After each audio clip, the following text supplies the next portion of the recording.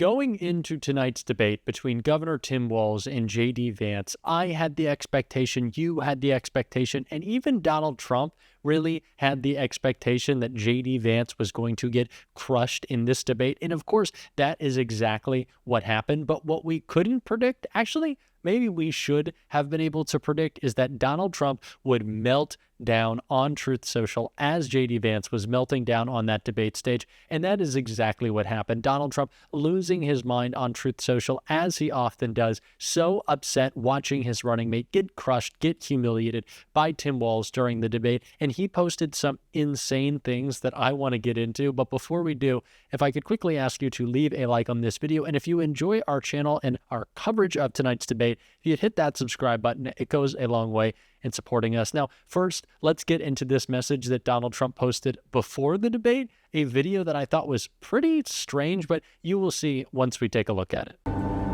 Hello, everybody. This is your favorite president, Donald J. Trump, and we're going to be doing a play-by-play of the vice presidential debate, which will be on in a little while, and we're going to be starting at 9 o'clock Eastern when it starts, and we'll be talking about J.D. Vance, who's really, I think, great, a top student at Yale, and great student at Ohio State. He graduated in 2 years with honors and all of those things, but he's really a tremendous guy, actually, and he'll be going against Governor Walz, and I will not say anything bad about him because we're going to keep it very straight. We're going to see how they do. I think he's probably very underrated, actually, Walz, but it'll be interesting. So I'm going to be commenting. I have some people surrounding me who are pros, and they're going to be commenting, and we're going to say good and bad about both. If JD makes a mistake, we're going to say bad, and if Walz does something great, we'll say that was pretty good. So you're going to have some fun. We've done it a few times, and we've always gotten great ratings on it, and we are going to, I really believe, be fair, or at least somewhat fair. Maybe not 100% fair, but at least somewhat fair. So I think you're going to have a great time. So it's 9 o'clock. It's on Truth Social. 9 o'clock Eastern, and let's have some fun. It's going to be a very interesting night. Thank you very much for joining. Thank you. Like I said, even Trump had the expectation that J.D. Vance would be stumbling out there. He said if he says something wrong, he's going to call him out. He's going to be mad at him. And boy, did J.D. Vance say a lot of wrong things, a lot of things that are going to get him in trouble, and already did during the debate. So much so that he just got his mic shut off in the most humiliating fashion. And we're going to check that out in just a little bit. But I want to get into the first couple of posts that Donald Trump made as he was melting down on Truth Social. The first of which being about the anchors moderating the debate. Very weird. Let's take a look. Trump wrote on Truth Social, "Both young ladies have been extremely biased anchors." Not a hot start to Donald Trump's live posting of the debate, and of course his anger quickly consumed him, and he had to lash out again, this time at Tim Walz, something he continued to do as Tim Walz just took J.D. Vance to school. But before we get into some of those incredible takedowns from Governor Walz, I want to see what Donald Trump had to say. Trump wrote, "He's been indoctrinated with lies, thinking he can override his own incompetence. He's as nervous as you can get." I don't know how that's an attack on Tim Walz, but he surely tried not very well. But of course, the lies that Tim Walz wanted to call out of Donald Trump's, those did go well. And I want to start with one of my favorites, Tim Walz calling out Donald Trump for his attacks, calling climate change a hoax, right here. Back to the climate change issue, there's no doubt this thing roared onto the scene faster and stronger than anything we've seen. Senator Vance has said that there's a climate problem in the past. Donald Trump called it a hoax, and then joked that these things would make more beachfront property to be able to invest in. What we've seen out of the Harris administration now, the Biden-Harris administration, is we've seen this investment.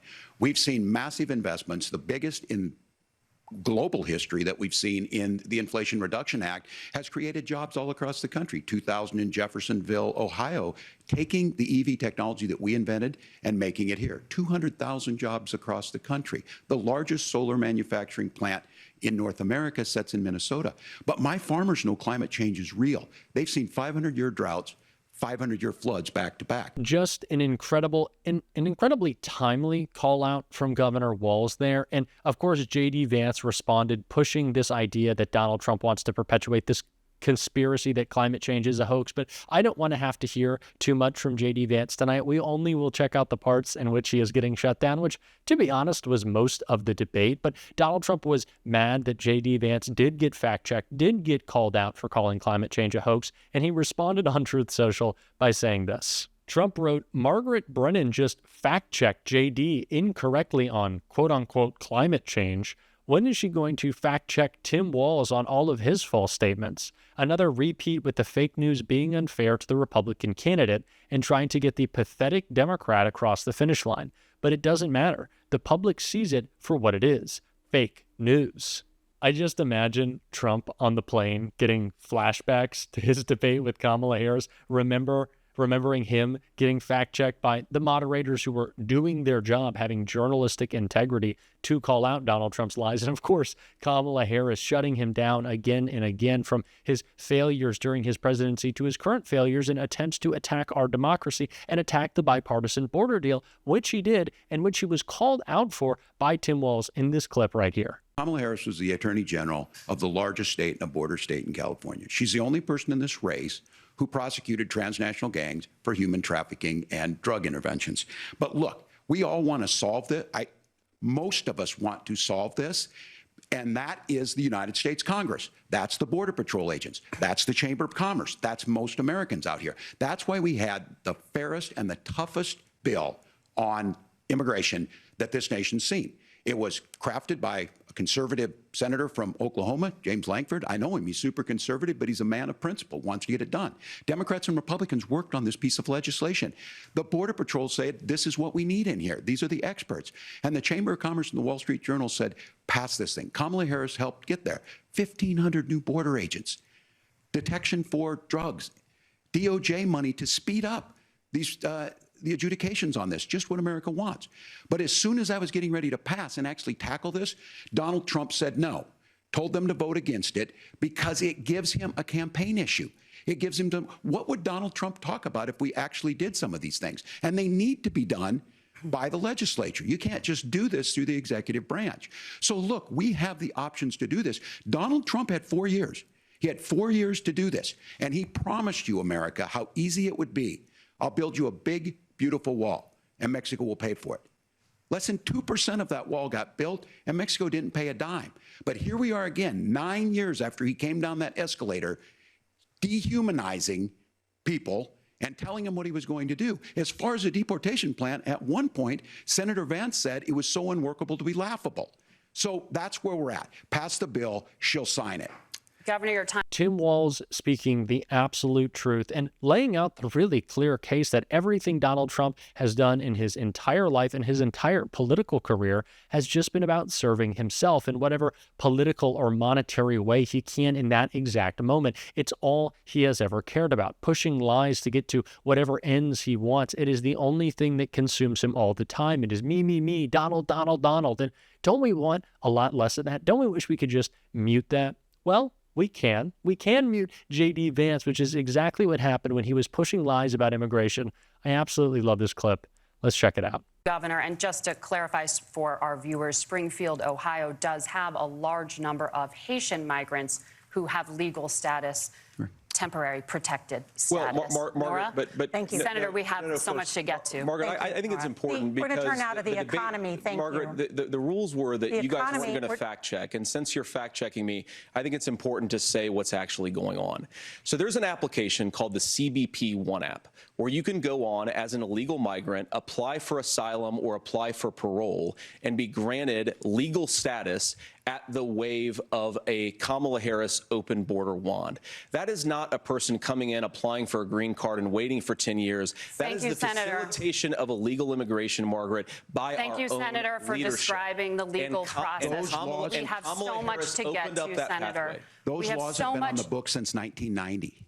Thank you, gentlemen. The CBP One app has not been on the books since 1990. It's something that Kamala Harris created, Margaret. Gentlemen, the audience can't hear you because your mics are cut. We have so much we want to get to. Thank you for explaining the legal process. Nora. Thank you, Margaret. Silence can really be a beautiful sound, can't it? Just sometimes that silence, not having to hear from JD Vance, so incredible. Don't we want to do that in November?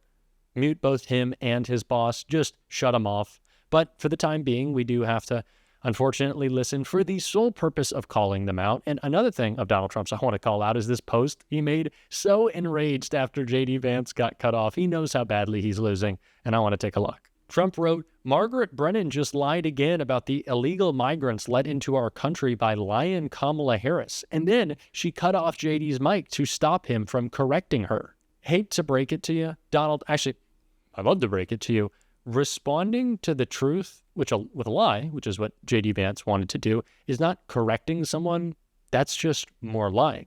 And I know you love lying, and you don't have a heart, but wherever that is you have in your chest cavity, I know there's a special place there for lying. It is your favorite thing to do. I guess talking about yourself is your favorite thing to do, but lying is certainly up there. But no, JD Vance wasn't going to correct the moderator. He was going to lie even more. And those lies, of course, by Tim Walz were being constantly crushed. And I want to get into another great example of those right here.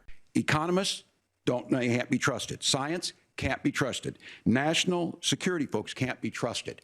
Look, if you're going to be president, you don't have all the answers. Donald Trump believes he does. My pro tip of the day is this. If you need heart surgery, listen to the people at the Mayo Clinic in Rochester, Minnesota, not Donald Trump. And the same thing goes with this. And I ask you out there, teachers, nurses, truck drivers, whatever, how is it fair that you're paying your taxes every year and Donald Trump hasn't paid any federal tax in the last 15 years, and the last year as president? That's what's wrong with the system. There's a way around it, and he's bragged about that. We're just asking for fairness in it, and that's all you want.